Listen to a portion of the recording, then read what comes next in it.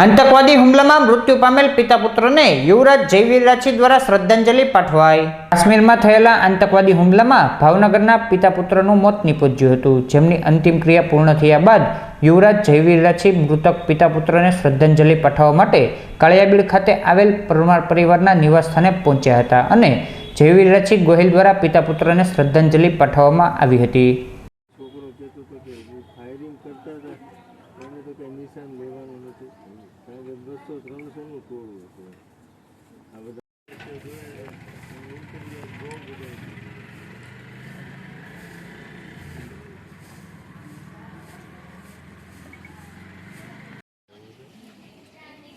આપણને કલ્પના ન થાય કે આવું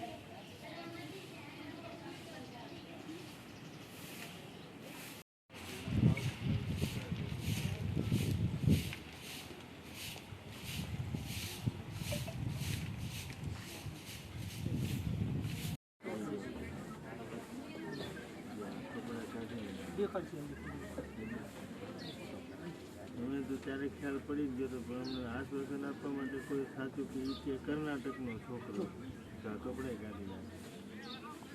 કાંઈ નહીં, હું ફક્ત એટલું જ કહેવા માંગુ છું કે આવી દુર્ઘટનામાં આપણા ભાવનગરના જ એક સાથી નાગરિક પરિવારના પિતાને પુત્રનું જ્યારે ધ્યાન થયું છે, ફક્ત શ્રદ્ધાંજલિ આપવા માટે આવ્યો છું અને માતાજીથી જ પ્રાર્થના છે કે આવા સંજોગોમાં પરિવારને સાથે રહે અને પરિવારને આવા સમયમાં શક્તિ આપે।